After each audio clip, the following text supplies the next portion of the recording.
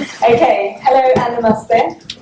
So now we come to the book of Ayodhya, which is the second step towards liberation. So Ayodhya means that which cannot be won over, and the place where there are no wars. That is precisely where Lord Ram is born. Since Ram returned after his marriage, the holy town of Ayodhya was flooded with all kinds of happiness. Not a single soul was unhappy in the town. People's expectations were increasing in leaps and bounds. They wanted Ram coronated as king. When excessive desires arrive, a brake has to be applied from somewhere. So King Dashrath was seated in his assembly, and he felt as if his crown was tilted towards one side. He ordered a servant to bring a mirror in front of him, and while tilting the crown, he observed that his hairs were turning white. He realized that old age is suggesting its arrival. At that moment, Dashrath thought of retiring and making Ram the king, but unfortunately he didn't put this into practice. The decision was delayed by 2 weeks, and those 2 weeks proved very expensive for the Raghu clan, because the kingdom of Ram was postponed not just by 14 days, but by 14 years. This is a very powerful message, that if you have a good thought, then you should put it into practice straight away. We never postpone bad things, we only postpone good things. After 14 days, Dashrath asked Guru Vashish a question. He said, "If you think it is right, then I think we should install Ram as king." Vashish said, "King, everyone is waiting for this." Instructions were given to install Ram to the throne the next day. Everyone was delighted as the news spread. People started decorating their homes, and Dashrath informed the queens.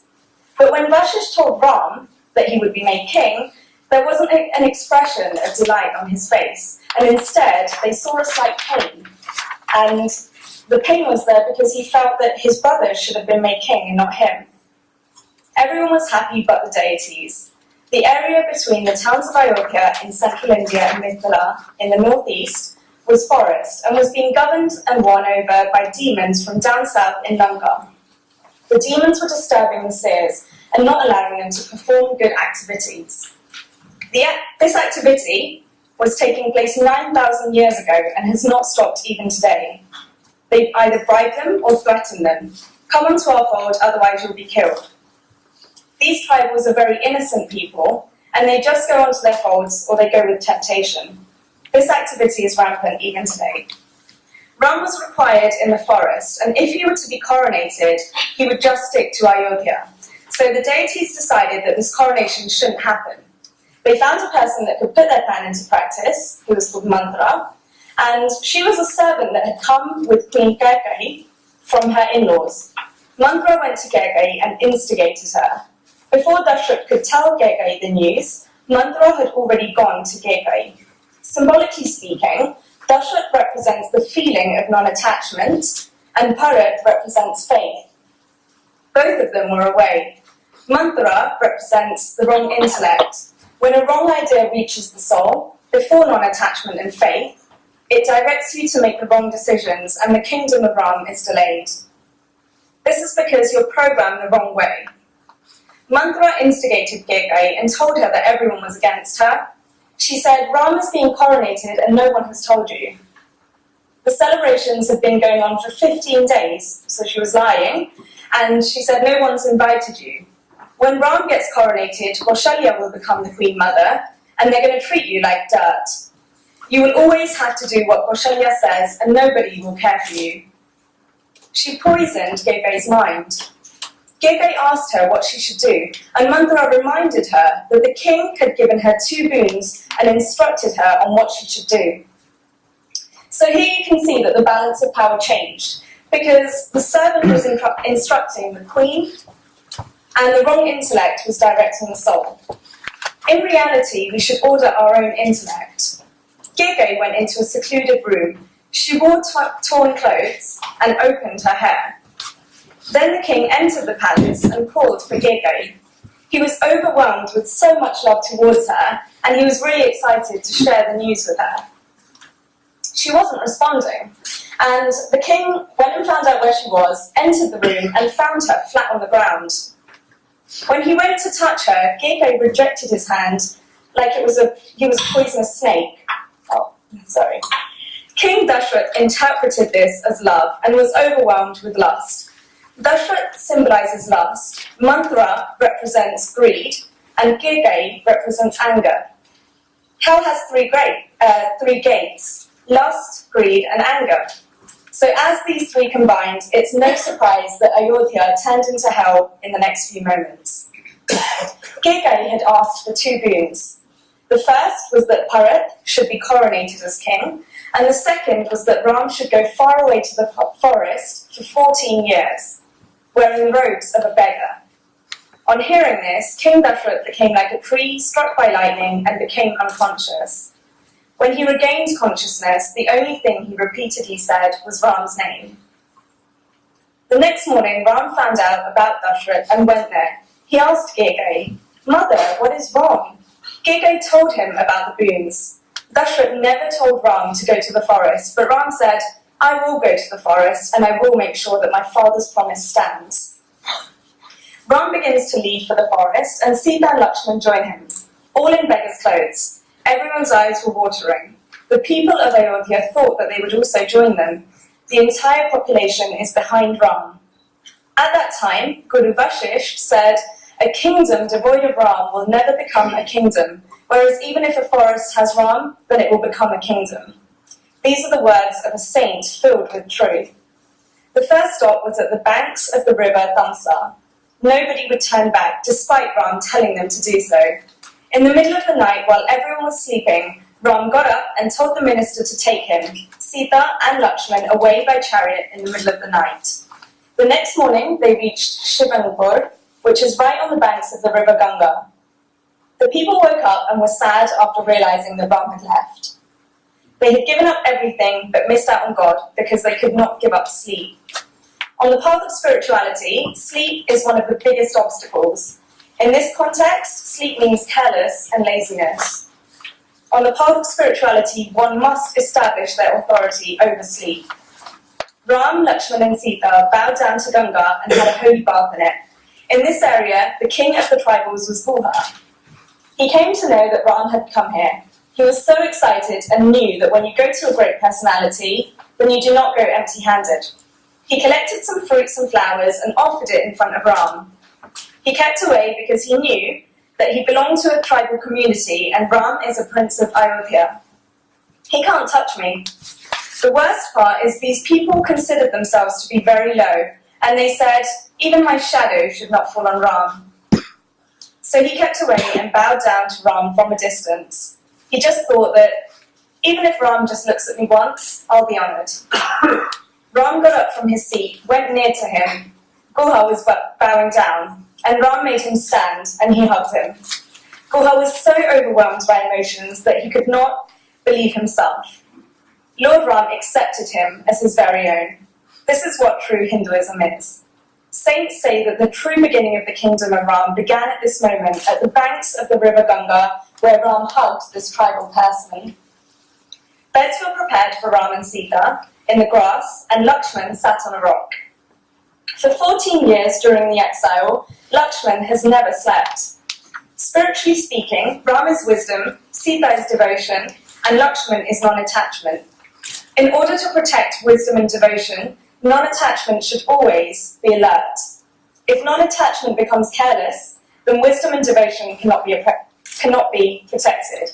And that's why they talk about establishing your authority over sleep and why that's so important. The third state was at Priyag, where the three holy rivers of Ganga, Yamuna, and Saraswati met. Spiritually speaking, they are wisdom, devotion, and action. In order to live a perfectly balanced and meaningful life, one has to have a proper combination of all three. That's wisdom, devotion to those principles, and acting on them. They stayed at this very holy place, and the sage Bharadwaj was there. The sage touched Ram's feet and hugged him. Ram asked the sage where he should go. In life, always ask for guidance from a learned scholar. And you can determine whether or not he's a learned scholar from the answer. The sage sent for 4 pupils representing the 4 Vedas. They showed them the path, they crossed the river Yamuna, and everywhere they went, people came to see them. When they would walk in the forest, Lakshman would stand at the front, Ram would stand at the front, Lakshman would follow him, and at the end, in between them, Sita would stand in between Ram and Lakshman. So every few steps, Lakshman would tilt his head and get a glimpse of Ram. Lakshman represents the individual soul. Sita represents Maya, which is illusion, and Ram represents the supreme soul. The individual soul should live amongst illusion, but should always make the effort to get a glimpse of the supreme soul, so that he doesn't get attached to Maya. So, in other words, so he doesn't get attached to illusion. Ram, Lakshman and Sita went to the hermitage of the sage Valmiki, and Ram asked Valmiki where they should stay. Valmiki advised the Lord to stay in the holy mountain of Chitrakoot. They reached Chitrakoot, stayed there. The minister returned to Ayodhya, told the king about where Ram was, and when Dashrath was sure that Ram wasn't going to return for 14 years, he passed away, saying Ram 6 times, because he couldn't bear to live without Ram. The 6 times represent conquest over anger, lust, greed, egotism, jealousy, and delusion. Bharat was called urgently. He came to Ayodhya and did the final rites of his father. After a few days, when he was told that he was to be coronated and about what had happened, he became very angry towards Digg. He said to her, "You sent Ram to the forest because you wanted to install me on the throne? Are you really my mother? Why did you give birth to me? Whoever you are, paint your face with black soot and get out of here."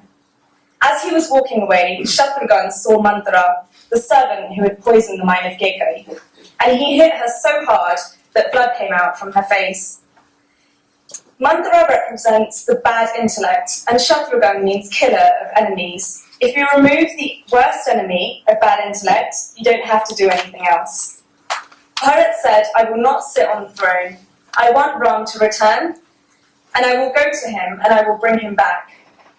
The entire group of people from Ayodhya joined Bharat, and they went to the forest in trace of Ram. The journey of Bharat from Ayodhya to Chitrakoot is, spiritually speaking, the journey of the individual to the Supreme Soul. And whatever hindrances an individual suffers during his spiritual journey, all such hindrances are met and solved by Bharat. When they set off, the 3 queens were in the chariot, and Bharat was walking at the front. Kaushalya asked Bharat to sit in the chariot. Bharat refused, saying, "No, Ram walked to the forest, and so I should do the same." Eventually, she persuaded him to sit in the chariot on the account that if he didn't, then everyone else would have to walk too. This is emotional pressure, and this is the first hindrance on the path of spiritual development. If you announce your devotion, people will often discourage you. Therefore, whatever you do on the path of spirituality, always keep a low profile. Only share it with those people who can be a good guide to you. Therefore, on the second day, Bharat walked far behind so that no one could see him. Then there was a second obstacle. As they got closer, King Guru and his people saw that Bharat was coming with the entire army and concluded that he must be coming there to attack Ram, so that he could enjoy the kingdom not just for 14 years, but for the rest of his life. They decided that he will not be able to reach Ram.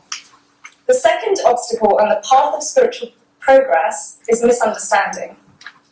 People will misunderstand you, and they may spread rumours about you. This is what King Guru did, and they even prepared to attack Bharat. But there was an old tribal man who told them first to test Bharat to determine whether he really is the enemy. They decided to welcome him and offer him 3 kinds of food as a test. Firstly, meat and intoxicated drinks. Secondly, sweets. And third, fruits and vegetables, to observe what he picked up. If he picked up the meat and drink, they would have concluded that he had wrong desires. If he picked up sweets, then maybe he wanted to defeat Ram.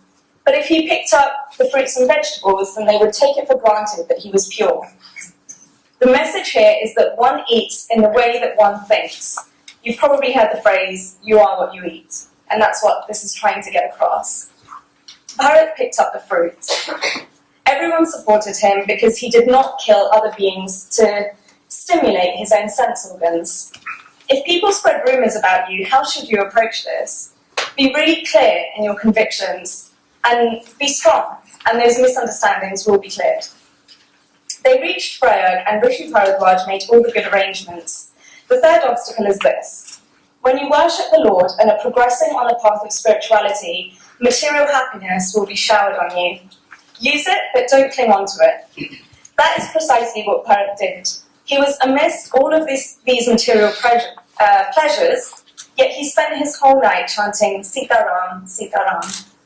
He didn't cling on to it.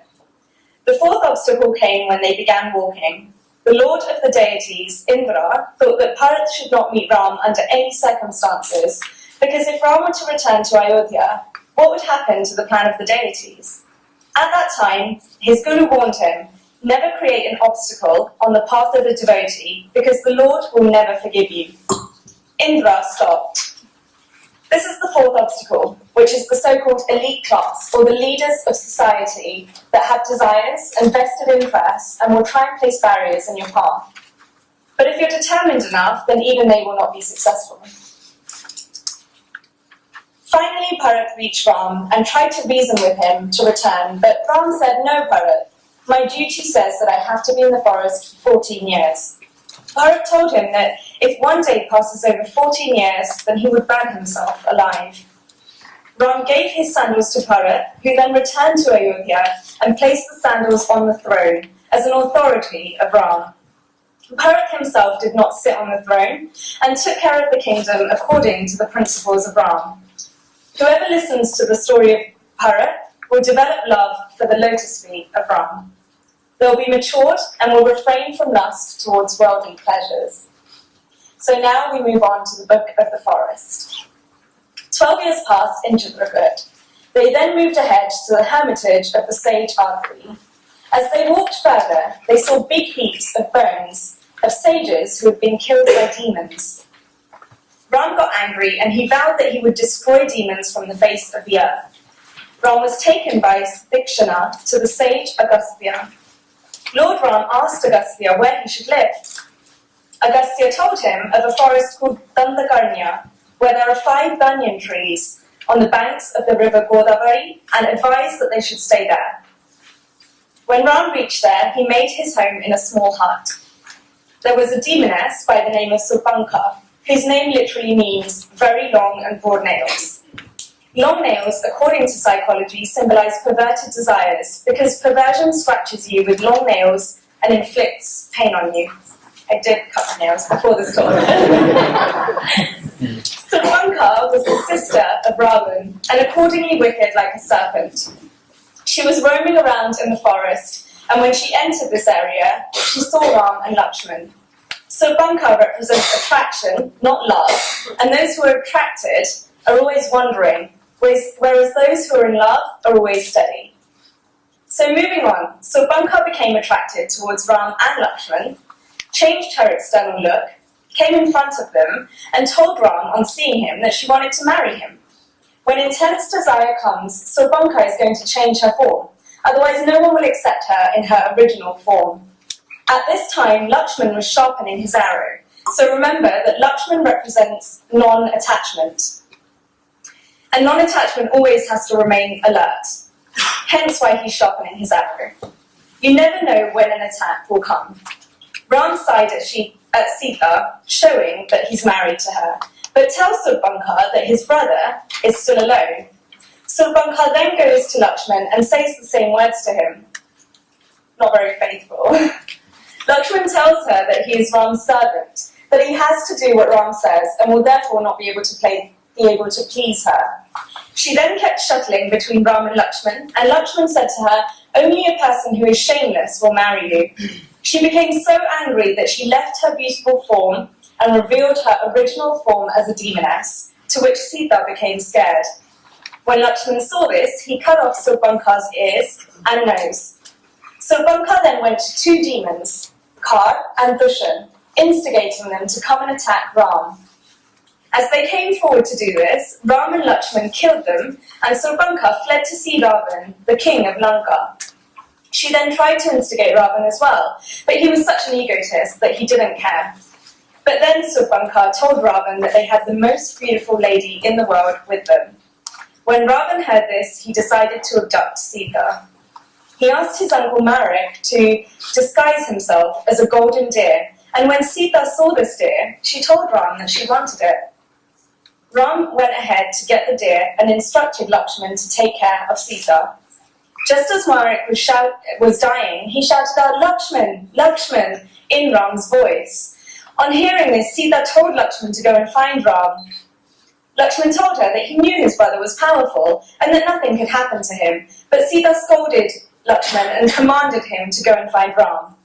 So Lakshman handed the protection of Sita to the lords of the directions and went off in search of Ram. Ravan then came, abducted Sita, and went in the southward direction. The bird Jatayu saw this, and he tried his best to stop Ravan, and he fought with him. But because of his old age, Ravan cut off both the wings of Jatayu. He fell to the ground helplessly, and Ravan abducted Sita. When Ram returned, he couldn't see Sita. He started searching for her, and he cried, "Sita, Sita, where is my Sita?" He found Jatayu. He touched Jatayu's head with his lotus hands, and Jatayu described what had happened before dying in Ram's arms. Ram cremated him, addressing him as father. Ram and Lakshman then went further on to Shabri's hermitage, and Shabri directed them to Pampasur River, where they would meet Sugriva, who will be able to help them. And we now bow down to the Book of the Forest.